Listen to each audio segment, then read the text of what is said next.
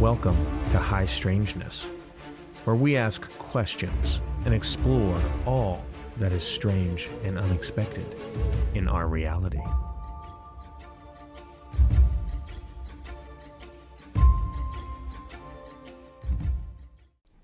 Welcome to the show, everybody. I'm going to take just a quick minute to give you a preview of this episode.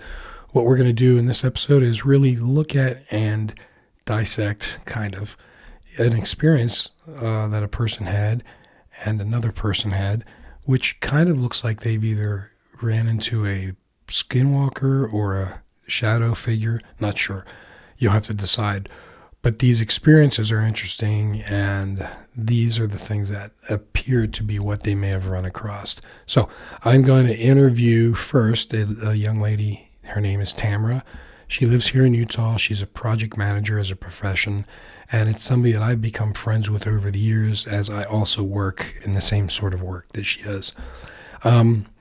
The second person is actually a person who's sharing information with me, but is not comfortable actually being on screen and taking questions. They were literally so freaked out by the experiences they had and what they think was an invitation that they themselves gave to get this negative energy, that they are afraid of it, don't want to have anything to do with it, and really they're willing to share the story but not really talk about it too much. So that'll be on this episode as well. And in the end, we'll see. With all the paranormal experiences and the possible evidences of a skinwalker or a shadow figure, you decide. All right. Welcome to High Strangeness, everybody. This is Tony, and this is a place where we talk about all things strange and unexpected in our reality. Oftentimes, out there in the world, there are strange things that happen, and we really can't explain it. Sometimes they happen throughout our lives. Sometimes they happen in weird places. And my interviewee today, Tamara Christensen, is going to share some information to us about things that have happened in her life. Very strange, and for you to decide what you think about it. But I'm very thankful that Tamara is on the episode with me today to share this information. And so, Tamara, welcome aboard. How are you doing? I'm good. Thanks for asking. Awesome. Thanks for being on. Of course. And we're taping right around Christmas time. So how's life? Are you all set for Christmas? You know what? I think we finally are all set. Perfect. We're good. I got one Amazon package that's on a delay, but we're good. I think we're ready. Not bad. Not bad. Are you guys doing a family thing? Are you staying at your current place? Are you heading around? Did travel. There's too many adult children Yeah. with little people that don't want to leave their house on Christmas. So Right. we'll be traveling. Well, have a great Christmas. You too. Everybody listening, it will have passed already for you, but Tamara, have a great Christmas and your family as well. Okay, we're going to talk about strange stuff that you've experienced. You are an experiencer, and you've had a number of different types of experiences. So I want to ask a few questions right up front, Sure. just to get some context around who you are, your experiences, and then we'll go into some of the experiences. So have you ever heard of the term Hitchhiker Effect? Have you ever heard of that? I've never. Okay. So the Hitchhiker Effect, it's often talked about in the UAP or UFO world, but it also is in paranormal. And what that means is sometimes things follow you, right? When something happens to you, it follows you wherever you go, home sometimes. And so my question to you is, your experiences, do you feel like they have followed you through your life, or do you think you're sensitive to experiencing these things? I think I'm sensitive to experiencing them. I don't know that I'm being followed because there was a period of time when I moved into my house that I recently sold where nothing happened. Okay. Good. So Well, that's cool. I don't know that it's a following. I just think I'm really sensitive to things. Yeah. So another question, has this happened throughout your whole life? My earliest memory is 10, and yes, it has Neat. happened. And multiple things have happened throughout my life. Okay.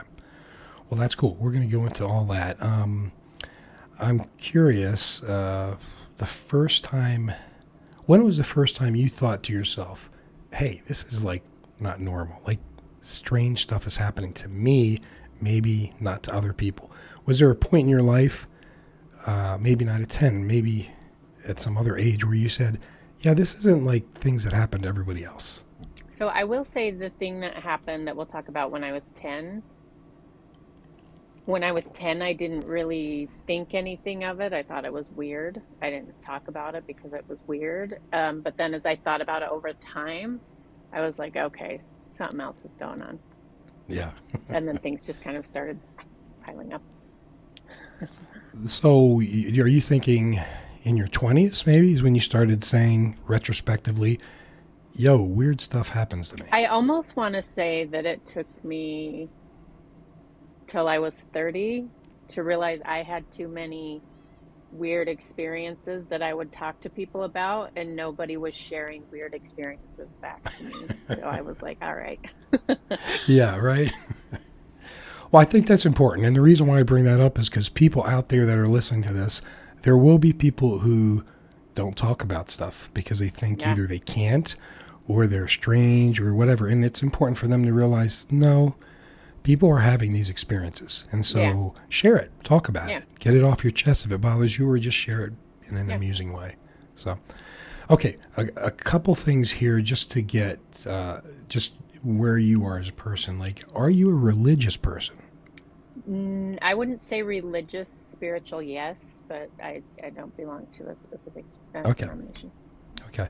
So you believe in a greater being, but Yeah. just not following some church Yeah. dogma. Okay. Yep. And then have you ever played with a Ouija board? You know what? When we were kids, like everybody had them, and I was very like, that's not for me. Okay. So you up front, you were like, nah. Yeah, but I Okay. was little, and you see all the scary movies when you're a kid, like back in the Yeah. day. Yeah. The parental ratings weren't really followed. Right. So we Right. saw a lot of movies that kids today wouldn't see when we were that little. But yeah, a lot of bad movie experiences. I was like, nope, I'm not doing that. I'm with you. I always was freaked out by that. Yeah, And I've heard a lot of strange things to believe that was warranted. yeah. So, okay. Dabble in any spirituality at all? Um, Um, just recently, mhm. started kind of dabbling with tarot cards and Oh, things like okay. that, crystals and stuff. Um, for amusement, or are you what was the purpose to dabble in it? Um, just to see what it's all about. Okay. Um, I have a friend that kind of does it, and she's kind of gotten me into it, and kind of got me following this road of just trying it out. Nice. Okay, curious. All right, I think we've got enough background here for us Hmm. to talk about it, because I was interviewing somebody one time and they were like into witchcraft stuff. Yeah, So it was pretty clear they were going to experience some stuff, right? yeah, So I just needed to kind of see where you were so that people could understand yeah, where you're coming from. You're yeah. very normal in the Hmm. sense that it's a typical life that you Hmm. live.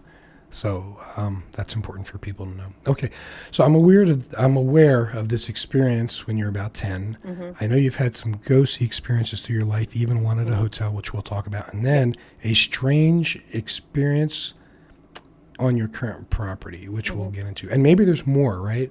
There Yeah. probably is. So can we start at your earliest Yep. experience and just start going through that chronologically? Yep. Perfect. Um, okay, so I'm gonna say I was 10. I know it was elementary. I know I was a little bit older, and it was the time that my best friend had kind of lived um on the other side of this ravine. I don't know if you're familiar with Dimpledale Regional Park in Sandy, but it's kind of like the canyon kind of cuts through the ground.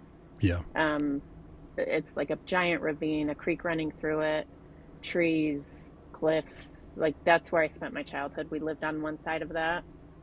So in the winter, we were sledding down there. We made sled hills. In the summer, we were just down there playing in the creek, A fool's wonderland gold, for kids, I bet, right? and Yeah. and collecting clay. Okay, there was clay down there, and um, we would obviously take the clay. We'd get our butter knives from our parents' kitchen drawers, go down there, dig out clay, put it in a grocery sack, take it home, and just make a complete mess on the driveway or the side. We weren't making anything with that clay. It's not clay that Yeah. you can make anything out of, but we always tried. So this one day I met my best friend and her older sister. We were probably 10 and she was maybe 12 or 13, the sister. Um, and there's these like cliff faces, and I'm going to say they're maybe um I don't know, I was 10, so I'm going to say they were taller than the house that I lived in, maybe 12 feet, 15 feet up. So we'd go to the bottom, and there was kind of like at the bottom of like a cliff face or whatever, there's rubble, kind of like where stuff has fallen down. So there's like loose clay and loose gravel. We climbed up that about maybe 7 steps. It wasn't very high up. And we took our butter knives and we're just stabbing away at this cliff and putting the clay in our bags as we broke big pieces off. So we're digging. I don't know how long we were digging. Again, I was 10. I don't know Yeah. how long it was. Um, but I heard a man's voice yell, "Get down." And I stopped and turned around and was looking because why is there a grown man down here? We're by ourselves, you know? And I didn't see anything. And I had turned and asked my friend and her sister, I'm like, did you guys hear that? And they were like, hear what? And so I was like, all right. So we turned around and started digging again. And this time it was a very loud get down. It made me jump. And all of a sudden I was running down that little embankment. And as soon as my foot hit the flat ground, the ground started rumbling, like shaking, a loud rumble.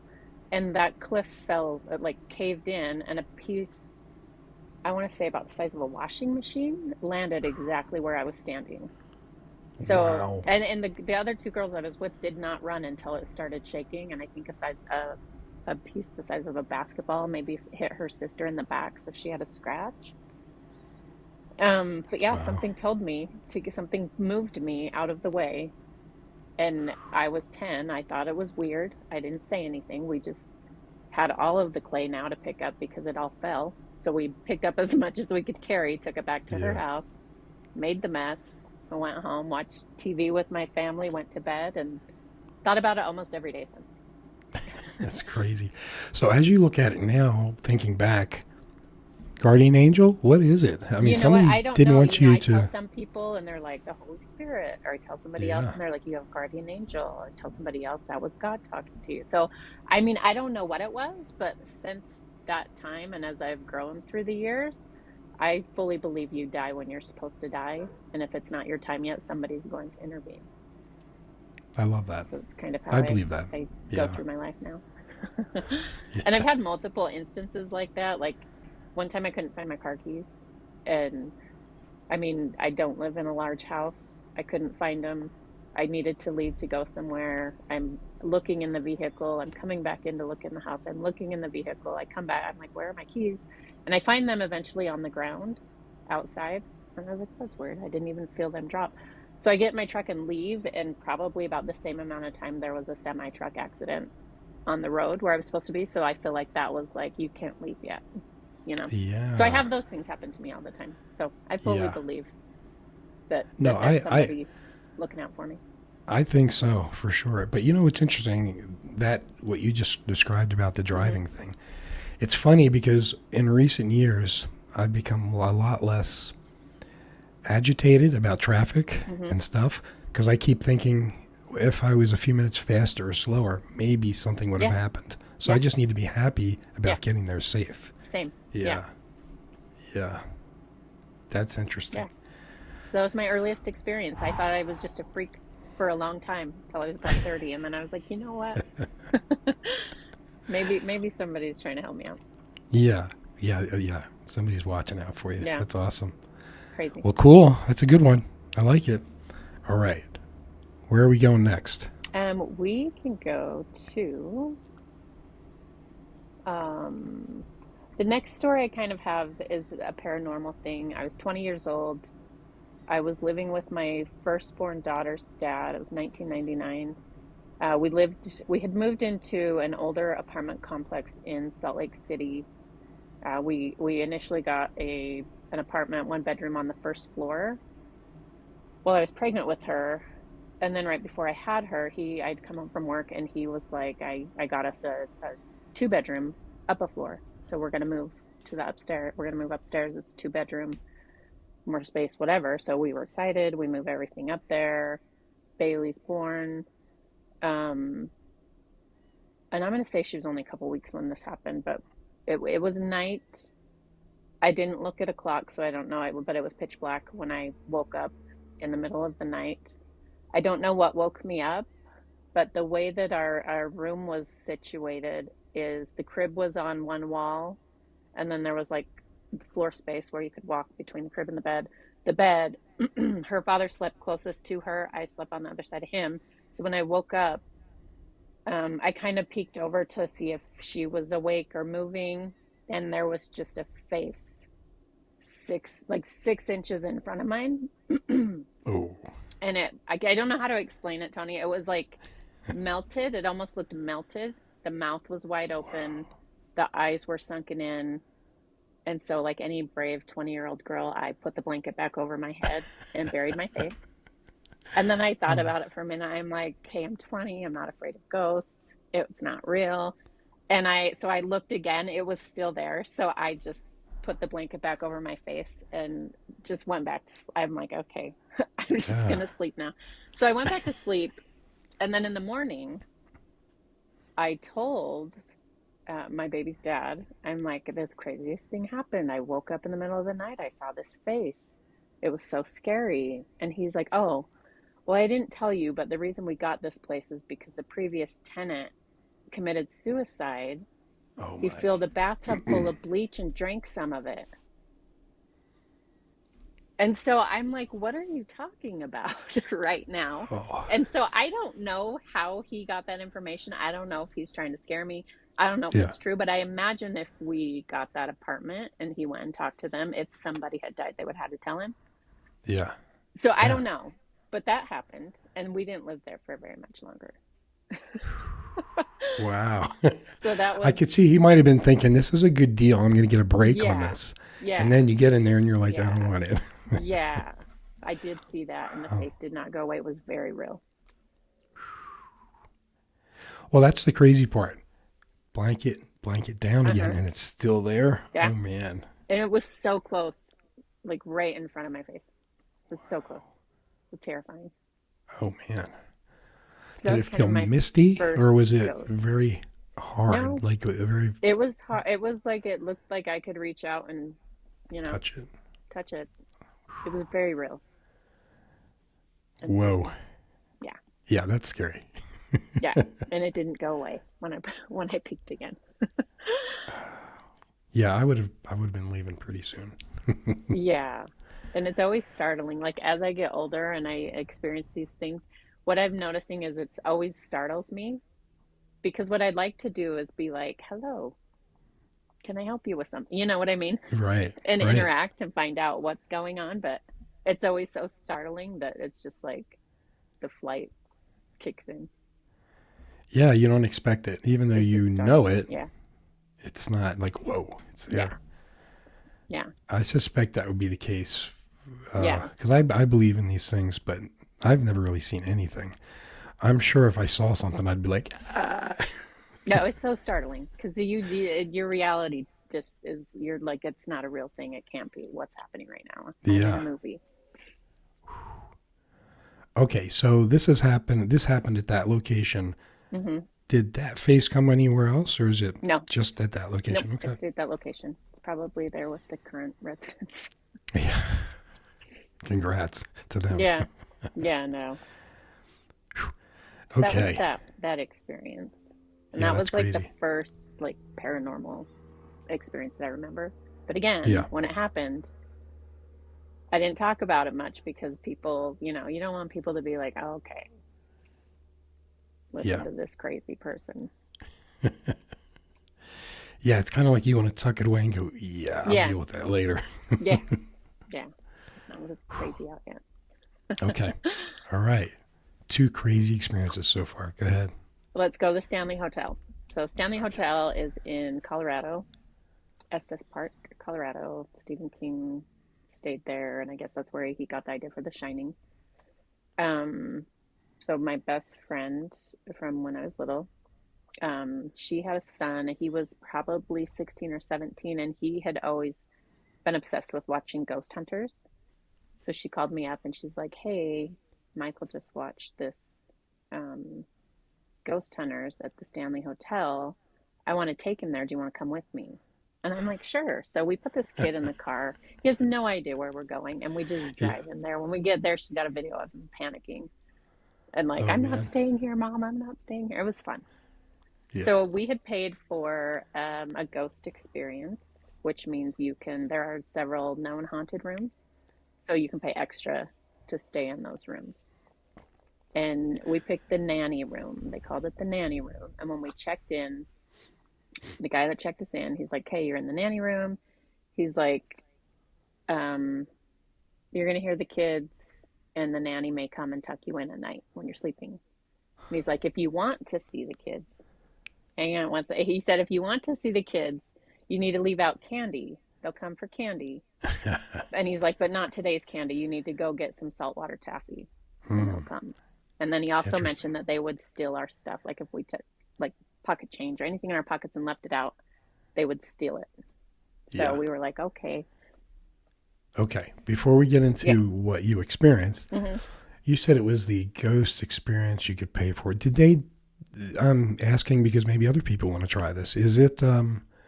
You go there, you reserve the room. They give you a history of it, or they So or they have different packages. So with the experience that we got the haunted room. Um, we got a little heat handheld heat thing that we would pick up ghost oh, okay. whatever. And then it came with a tour, like a midnight, I don't know if it was a midnight tour, where they took a big group of us through all of the areas of the hotel that people can't just roam and told Hmm. us different stories about those rooms and the ghosts that inhabit them. I could see some people really liking to try Yeah, that. yeah, That's it was pretty fun. cool. Name of the hotel again? Stanley Hotel, Estes Stanley Park, Hotel. Colorado. Perfect. Okay, there you go, people. You Yeah, want to get your yeah, scare do on? it. Super fun. Don't go in the summer. There's no air conditioning in that hotel. Just as Mm, a pick a cooler month. right, right. Yeah, Okay, yeah. cool. Okay, so now you're in the room. You've been told these things. Did you get the toffee or candies, or what did you do? We did so. I'll start from the beginning. So we went up to our room, um, kind of unpacked or whatever, and then we went out. We bought the taffy. We came back to the room, and my friend had emptied her pockets and put her stuff on the dresser, and and we weren't even thinking about what the guy said. So she puts her chapstick and some change, or I don't know what she had in there. It wasn't car keys, thank goodness. But she Yeah. puts her stuff down. We throw the taffy on the bed, and then we go out to explore. I think we went on a horseback riding trip. We were gone that whole day. So that first night, nothing happened. We woke up, nothing happened. But the next morning, actually, nothing happened. But we woke up the next morning, and she spends the whole day going crazy about her chapstick. I know I put my chapstick on this dresser. I know I put my chapstick on this dresser. We're searching in the car. We had to go buy her new chapstick because her chapstick was gone. She put on the thing. We still didn't think, oh, the ghosts took it. Yeah. We just did our thing. Got her some new chapstick, and then we decided that night that we were going to go down to the bar. They have a really cool hotel bar. The bartender is like, "You guys need to go walk around the carriage house." He's like, "You can't go in it, it's all boarded up, but go walk around it and see what happens." And so we'd been drinking, but we're like, okay. And really all we did was laugh hysterically at Yeah. nothing. Like we were like knocking on windows and doors and then running Yeah. away like children. And so nothing crazy happened other than we had a good time. Yeah. So we go back upstairs and go to bed. And this is where it gets weird. I remember not being awake fully. Like I was asleep, my eyes were closed, but I remember feeling like my feet were stuck. And I don't like tucked feet at a hotel, so I always untuck because I'm claustrophobic. I don't like that. So I Hmm. remember my feet being like stuck together. And I remember like wrestling with my feet. I was reaching down under the blankets and trying to pull my feet out of whatever was holding them down. And the whole time I was doing that, I was thinking, why are people letting their kids run up and down the hallway screaming and laughing in the middle of the night? In the middle of the night. So I'm like, I finally get my feet free. I roll over and go back to sleep. And then when we woke up in the morning, my friend looks over and she said, "The nanny came last night. I saw her. She had a little cane and she was walking across the foot of the bed." And I was like, oh my gosh, she tucked me in and I heard the kids. So that was that. And then as we were leaving, you kind of go through the hotel room to check to see if you are forgetting anything. She found her chapstick and whatever was in her pocket, like in the corner of the room under the curtains. Hmm. And so maybe the housekeeper put them there, or Yeah. maybe the kids took them. But basically, Yeah. everything they said would happen happened. That's crazy. Yeah. So I didn't Wow. see anything that time, but I was wrestling with my feet while kids were running up and down the hallway screaming. So you had experiences. They were Yeah. real enough based on what they told you would happen. Yeah. So And then wow. Mandy said she saw them. So Yeah. yeah. She wasn't freaked out by it? No. She was No, just kind of like, whoa. she's also had like her grandmother's house is haunted. So we kind of both are just like, it is what it is. Wow. Yeah. Well, there's no better friend to have than somebody who's Yeah. not, who gets it, right? Yeah. They're not freaked out by it. Yeah. Yeah. That's crazy. Okay. Well, there you go, everybody. Got a hotel to visit. Yeah. Stanley Hotel, Estes Park, Colorado. Yeah. Super fun. And they have all kinds of different experiences. They talked about a room where the man always gets pushed out of the bed in the middle of the night.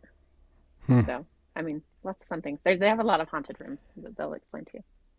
I didn't It's really pretty see old. anything on the tour. I mean, they Yeah. had some doors opening and closing by themselves, but I couldn't see if I didn't feel anything that could have Yeah. been said. I don't know. But yeah. So I'm envisioning a pretty old hotel. Is that right? Yeah. Yeah. No AC. Um, Oh, yeah. it's pretty old. Creaky floors, like the hallways are super creaky when you walk through the halls and up the stairs. Hmm. Yeah. Cool. It was a fun experience. I'd like to go back. Yeah. I don't know about me, but yeah. Yeah. That was fun. Okay. Where next? Probably my mom's house. Okay. So I'll just get right into it. So my dad built the house that they live in today. I want to say he started building in 96, 97, and finished 97, 98. It's out in Eagle Mountain. Um, so, I mean, my family is the only family that lived there. But they have a ghost. Um, I'll start with my grandma. So my grandma lived in Idaho, and my mom used to drive up and get her and bring her down for 6 weeks to 2 months every summer so she could see all the grandkids and the great grandkids and kind of hang out with everybody. And then she'd take her home. But the times that she was here, she would constantly tell my mom, "Your house is haunted. I hear somebody coming up the stairs all the time." Hmm. And we were like, "Okay, grandma." And then after my divorce, I moved in to my mom's house with my three kids. My kids slept in the basement, and I was in a room upstairs. And for the first 2 months, I would hear my kids coming up the stairs from the basement. They have wooden steps, and I would hear them running up the stairs, like running, like it was loud. And I would get out of bed and be like, go out to find them to be like, you got to stay in bed. And there was never anybody. I went downstairs and like flipped to open their doors and turned on lights and was like, "You guys need to stay in bed," and they're just sleeping. Like it wasn't the kids. And it happened for every night for 2 months, multiple times a night. Wow. I would hear Hmm. footsteps coming up and down the stairs. And it was nothing. I was like, okay, grandma was right. Grandma was Yeah. right. There was a time where I had gone downstairs to get them in bed and say goodnight and whatever. So I walked out of their bedroom, turned off the light, and then you walk kind of straight and then turn to go up the stairs. And as soon as I turned the corner, I was looking at my phone. I don't know if I'd just gotten a text or I was texting somebody, but I just felt a presence in front of me while I was looking down at my phone. And I kind of turned and like went around it, like I was going around a person, and then went up the stairs. And when I got to the top of the stairs, I kind of just stopped.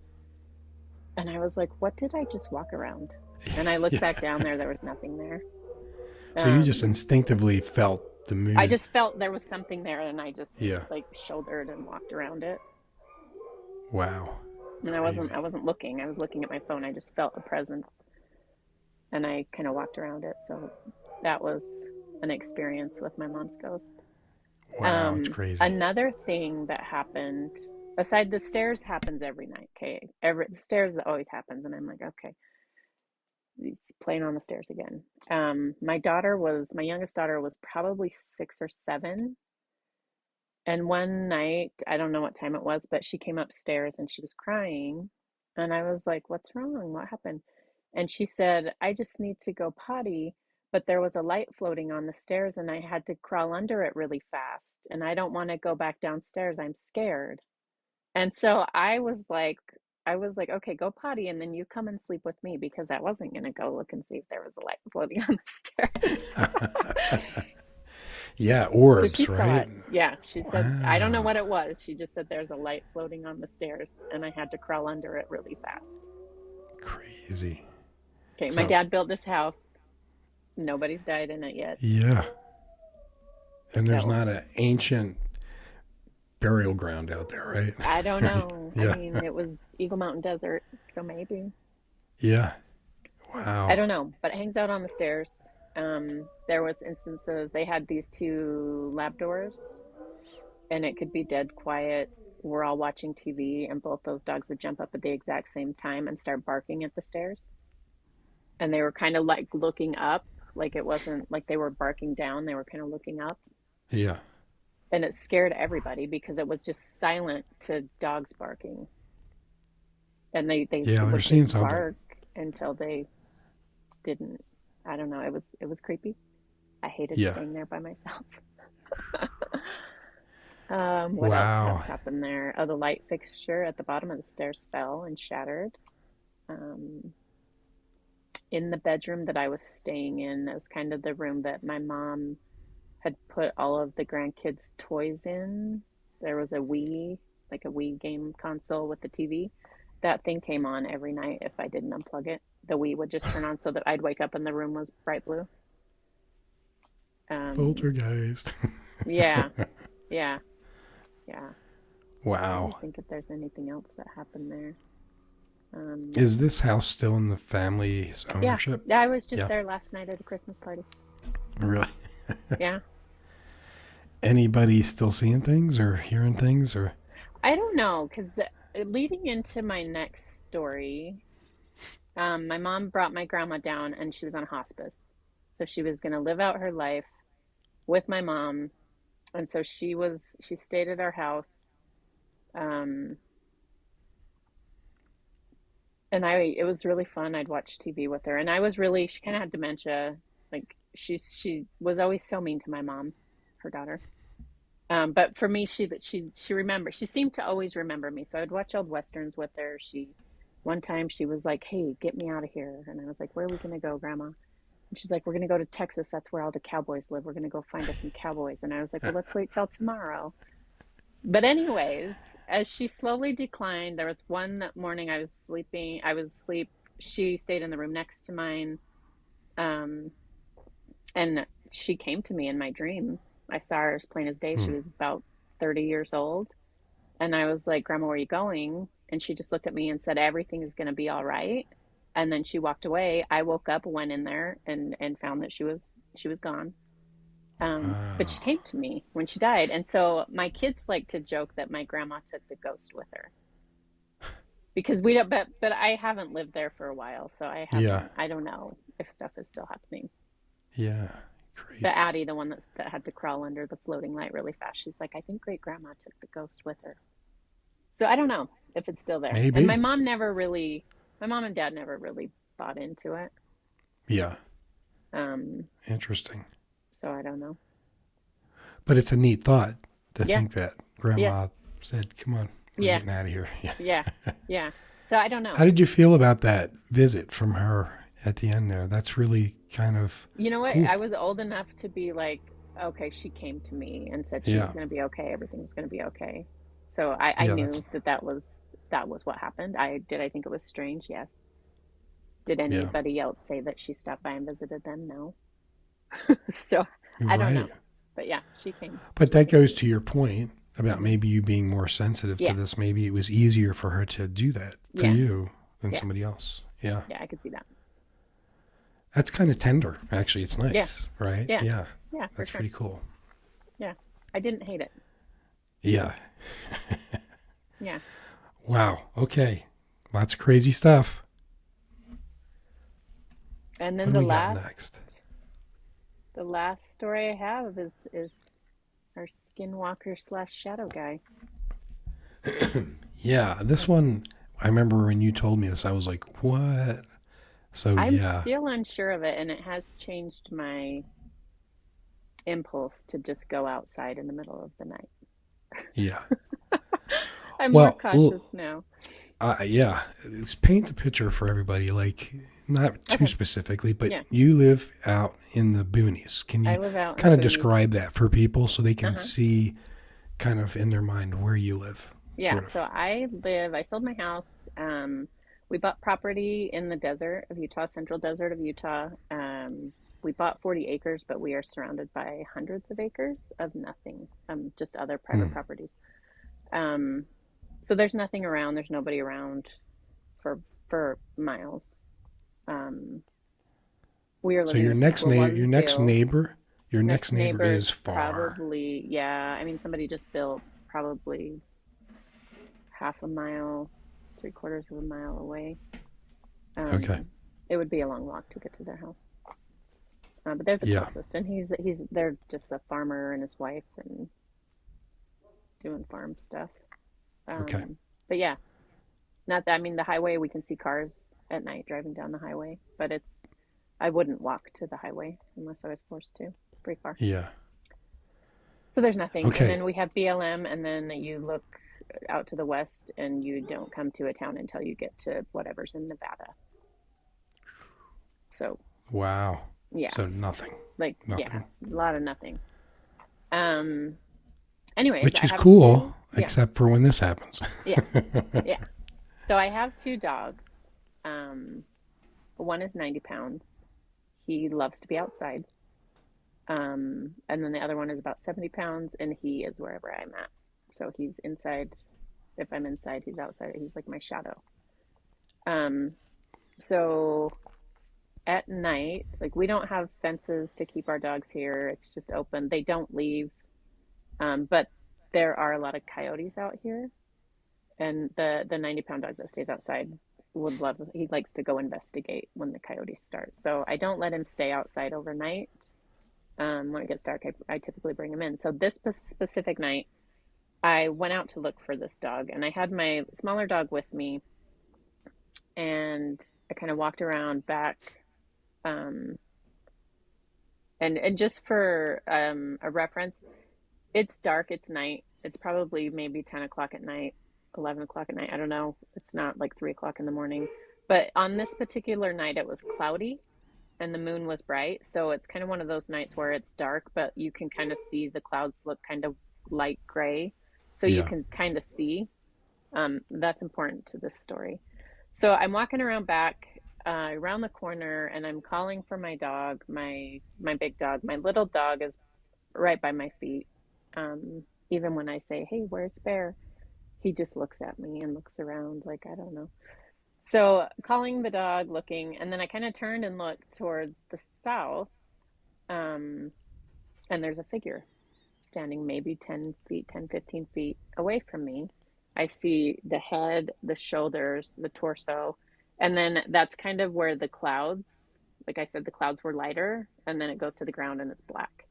So I really only saw to Mm. maybe the waist, but a clear head, shoulders, torso, just staring at me. I didn't see a face, but it's just facing me. Yeah. And it kind of startles me because I'm like, number one, my dog's not barking. He would go crazy if there was a person. He doesn't even act like he sees it.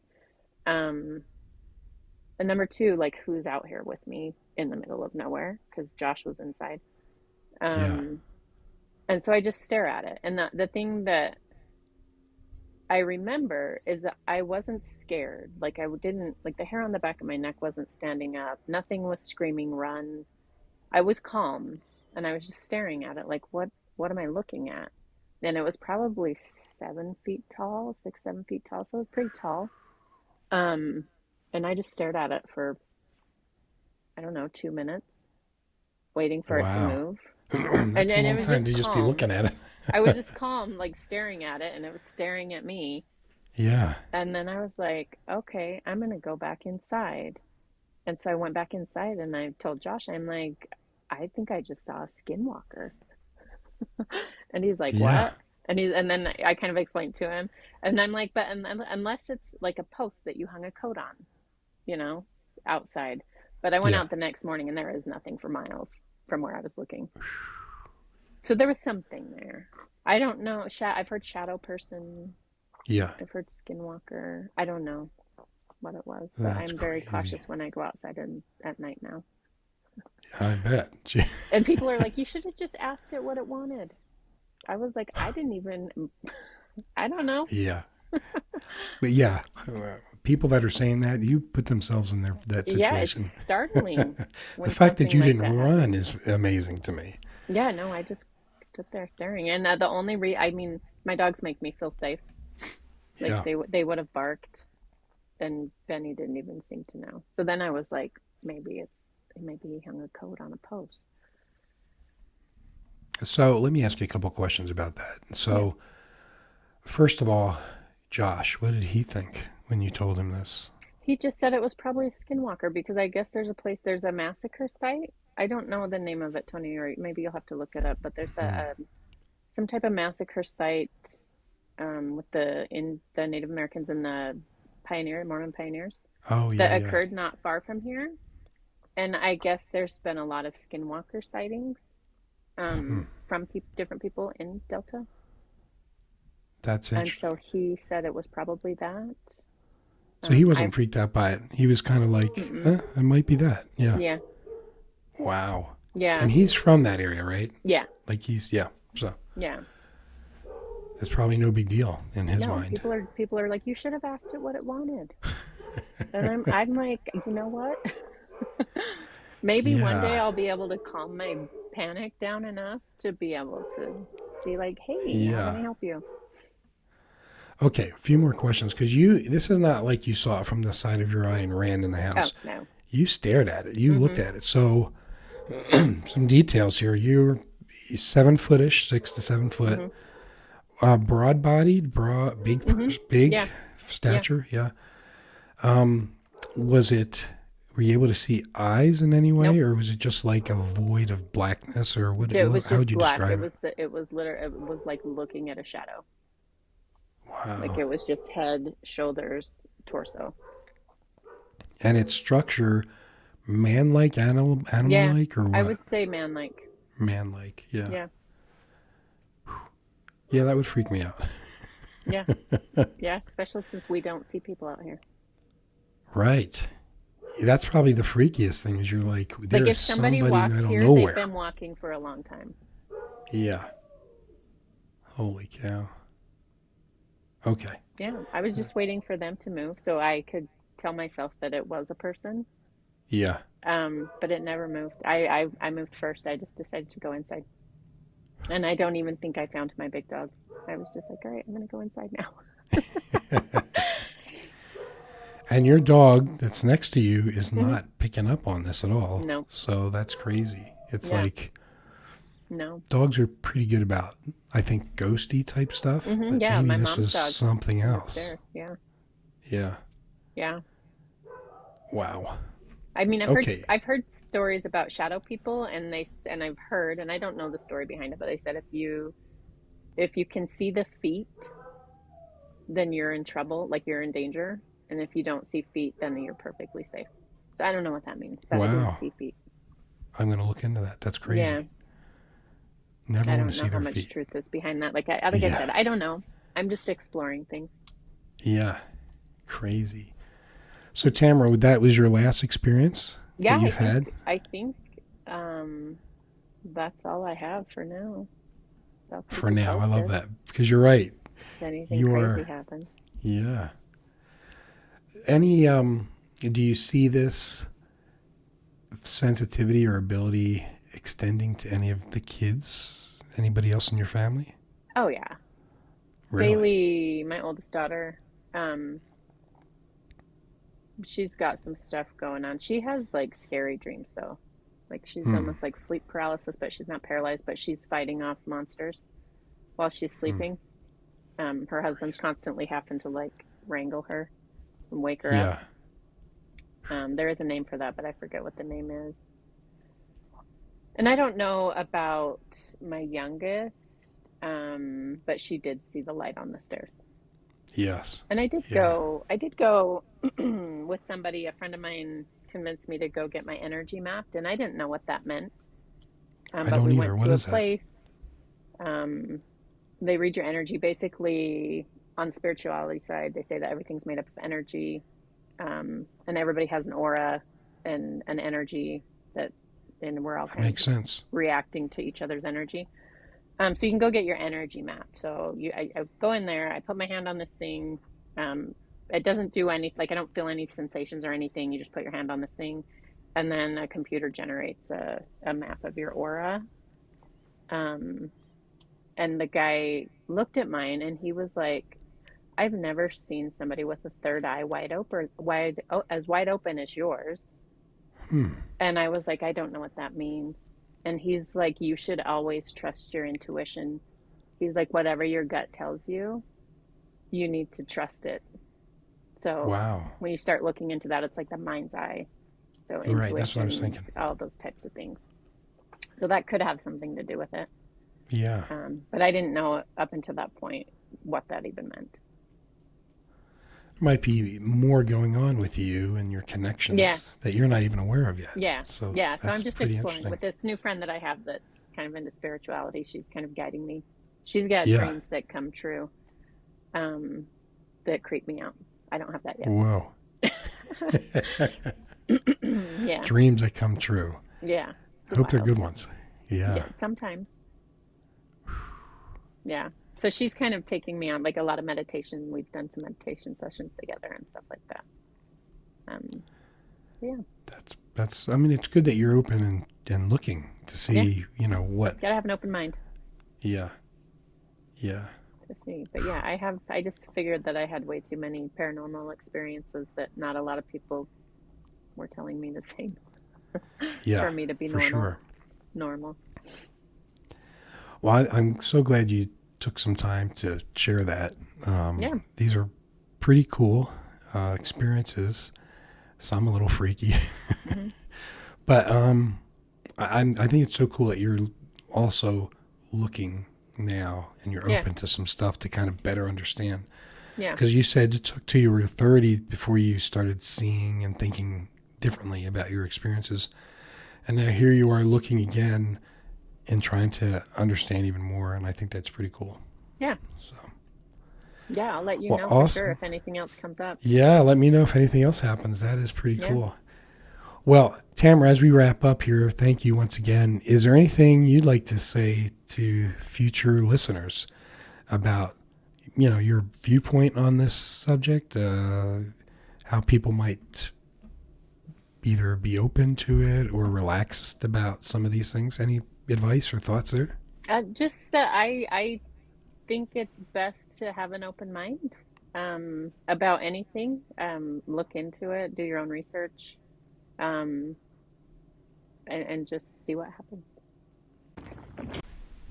Well, those were really interesting topics and experiences that Tamara had, but I figured I'd add in a little bit of information here. I had a small section from another gentleman who I'm aware of who was afraid, concerned, and not willing to really go on air about an experience he had earlier in 2024. He did give me permission to use the information that I'm going to provide right now, simply because he's okay with the story being put out there, but he just didn't want to be asked questions about it. He's completely freaked out about sort of inviting experiences into his life that he didn't really, in the end, want. So listen to this next story as well. And once again, is it a skinwalker? Is it a shadow person? I don't know really what it is. But it really freaked out this young man to the point where he needed religious blessings and different things like that. And he's kind of vowed to stay away from all that. So that's one of the reasons why, once again, he didn't want to talk about this experience. So I'm going to play it. It's a letter he sent out to somebody else explaining what he went through. So check it out. Enjoy. I honestly never thought I would be emailing you about any of this. I had confided in some close family about some experiences I had. The first time I brought something up, they acted as if I was crazy. They didn't have much to say. I felt stupid for saying anything.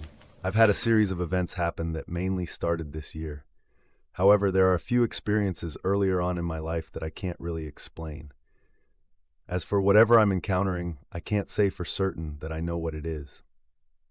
First off, I've always had an interest in the origins of what Bigfoot is.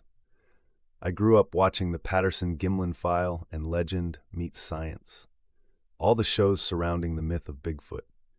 When I was younger, I always just pictured Bigfoot as a flesh and blood animal. My views have changed as the years have gone by. The theories of their telepathic abilities are very intriguing. When I was younger, I would have never considered that being a possibility. The more I listen to your show and the more research I've done, I'm more inclined to believe it. The thing that really led me to believe it was the story Les Stroud told of his experience with it.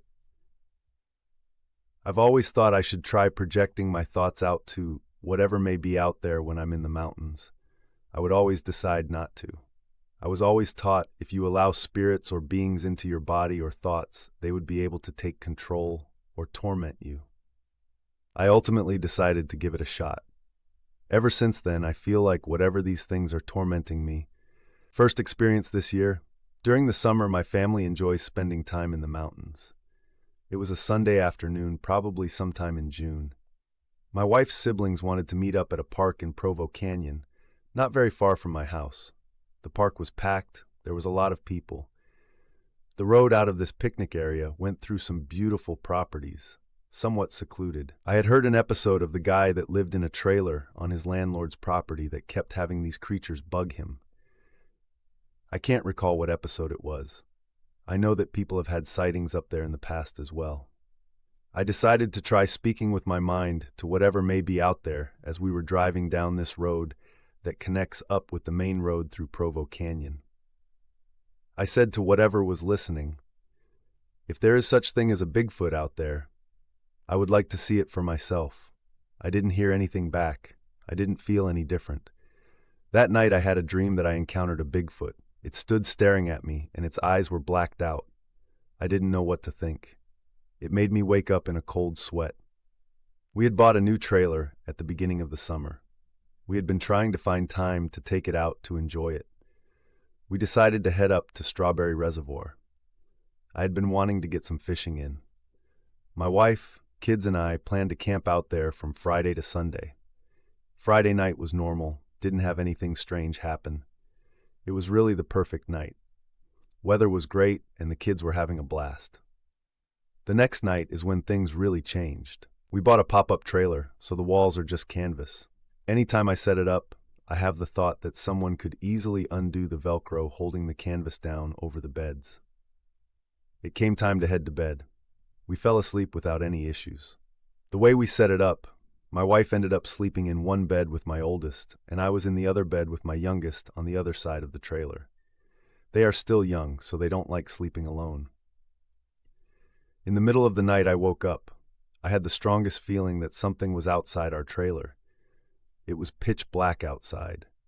Still the middle of the night. I don't know what woke me up, but I knew something was wrong. I checked on my wife and oldest, and nothing was out of the ordinary. I went back over to my bed and laid down. I was looking at my youngest when he started freaking out as if he was being pulled away from me.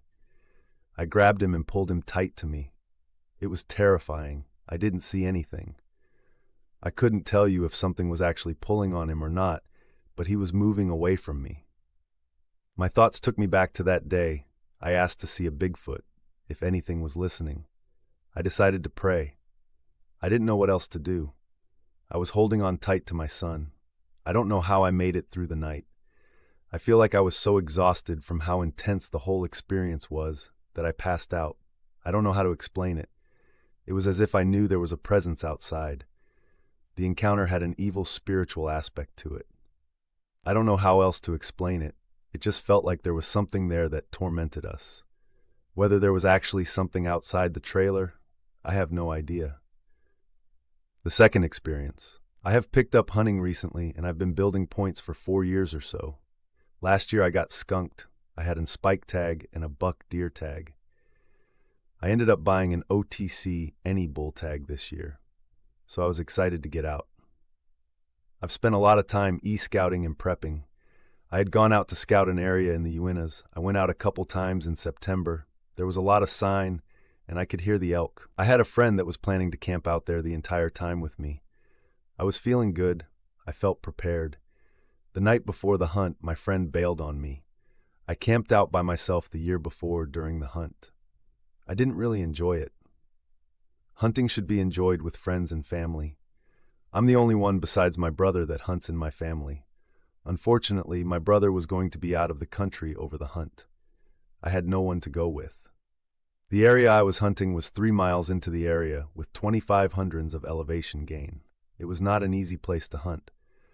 I was torn between hunting there and possibly trying a different area. I didn't know if I would be able to pack an elk out on my own if I got one. I figured I would be doing roughly 25 to 35 miles if I got an elk the first day. Probably more. I decided to go for it. I went out the morning before opening day. That day I wanted to get set up and do some scouting to see if I could locate anything. I got camp set up and headed into the area I planned to hunt. I decided to hike to this cliff that would somewhat overlook the area I was planning to go the next day. It was very eerie when I got up there. Something just felt off. I was completely alone, no other hunters in sight. The cliff I was on had a small ridge behind it. I kept hearing a strange noise behind me as I was set up on my binos looking into my hunt area. I kind of thought it sounded like a bear grunting. I had encountered a bear on the trail below me a few weeks before while scouting, so I knew they were in the area. It was coming up the trail as I was heading down. The noise continued. It got to the point where I was talking to the bear, saying, "I'll leave, sorry to bother you." I kept telling it, "I'm here to get my elk, and I'll be on my way." I didn't hear anything else as I packed my stuff and headed down the trail. I think the sound I was hearing may have been something rubbing up against my bugle tube along with the wind. But I really can't say. That night is when things really got strange. I had some dinner and decided to get a fire going to relax. My camp was near the road heading into the camp and trailhead. The road went right behind my campsite. The host was maybe 100 yards to my southwest, and other than that, there was no one near my site. I chose that site because I thought everyone would fill into that side of the campsite, but no one did. Also, something to note, there was a heavy group of timber on the northeast side of my camp. And to the east, there was an open field. North of my site, there were bushes between me and the road, and on the other side of the road, there was more heavy timber for maybe a quarter mile before you got to a lake. In the field to the east, there were a couple cows a couple 100 yards out. The fire pit and table were in the middle, and my camper was on the south side of the campsite. I was in my chair by the fire, facing the northeast. The sun was going down and it was getting dark quick. I got a fire going and was going to record a little video of me talking through my plan and just my thoughts. I was feeling fine and excited for opening day. As soon as I pulled out my phone and opened the camera up, out of my peripheral to the east, I saw something very tall, skinny, and white move extremely fast from the side of my camper to the group of trees just northeast of my site. Whatever it was very loud. You could hear it breaking trees and branches as it moved through the forest. I didn't get a good look because I was looking down at my phone. I really didn't know what to think. Bigfoot was not my first thought. Whatever I did see seemed very skinny and almost translucent. I would point my flashlight into the area I saw it go, but as soon as I would put my light down, it would start moving again. The noise was so close, I felt like I should be seeing whatever it was. I kept doing that for a few minutes. The noise finally stopped, but then I noticed something moving behind the bushes and trees to my north, where the road is. I shined my light at a bush that was maybe 7 feet tall. As soon as I did that, I see 2 massive eyes move out from behind the tree and quickly back behind the bush. Whatever it was about the same height as the bush. You recently had a guest on that said something that made my experience make sense. He said that the eyes he saw were glowing, but he couldn't see the body. All he could see were the eyes. That's very similar to my experience. I don't recall seeing a body. I only remember seeing two huge eyes. These eyes did seem to be reflecting, but they were very bright, almost too bright to be the light reflecting off them, which kind of reminded of something glowing. The color was reddish-white. After, the eyes went back behind the bush. It was like it peeked out and moved back behind the bush when it realized I saw it. I called out to see if anyone would respond. Nothing happened. To the west, there was a path that led to the road. I took that around to get a look down the road that went to the north of my camp. When I got there, I didn't see anything. I was too nervous to look any further. I went back to my camp. I didn't hear anything else and decided to call it a night. In the middle of the night, I woke up to my trailer rocking back and forth. I was trying so hard to yell out at whatever was doing it. I couldn't move and I couldn't make any noise come out of my mouth. It was the strangest feeling ever. I felt helpless. I was trying to yell, "Stop pushing my trailer!" I couldn't even make a noise. I passed out. I woke up again later that night. This time, I could hear something walking directly east of my trailer. It was right next to my head. I could hear it touching my trailer. As it's touching my trailer, the heater turns off. It didn't work the rest of the night. After that, I didn't hear anything. I woke up early but didn't want to leave my trailer. I was scared. I got out late on opening morning. As I was hiking up the trail, about a mile in from the parking lot, was my turn off the main trail to start the climb up to where I intended to hunt. I had to cross a river about 100 yards from the turn point. As I'm getting close to the river, I felt like I was being watched, and a rock lands right next to my feet. I don't know why, but I tried to act like I didn't see it. I was annoyed with everything that had happened. I really just wanted to hunt. I had spent a lot of time and money preparing to go. After that, I didn't have anything else happen that day. I spent the day out there. That night, I packed up and drove home.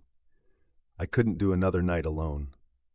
I did go out a couple more days during the hunt, but it was from early morning to the afternoon, and I made sure I was back to the truck before the sun went down. I even went to another area, somewhat close to where all this happened.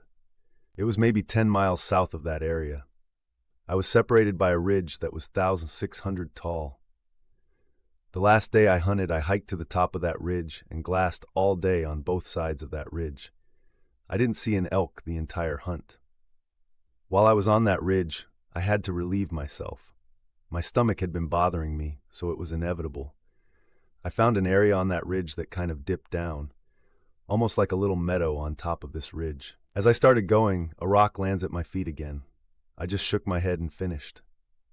After that, I hiked back down after that and ended my hunt. Like I said, I really don't know what to think of everything. It was a horrible experience. Since then, I've struggled staying asleep, something I've never had an issue with. It's been rough. I'm constantly tired. With everything that has happened, it feels like I'm being followed. Whatever I did by inviting this thing into my life while driving through Provo seems to keep haunting me. It's exhausting. I just want it to end. I've gone back and forth about whether I should email you. I don't know if I'm ready to talk about it just yet. I needed to write it down at least. If you got through this, I just want to thank you for taking the time to read my story. And there you go, people. Some more strange in our reality. Check it out. Do you have these things happening in your life too? We'd like to hear about it. So, for everybody out there, remember, there's a lot of strange and unexpected in our reality. So always keep your eyes, ears, and minds open. And until next time, stay safe. Thank you for listening to High Strangeness. This was a glance at some of the strange that exists in our reality.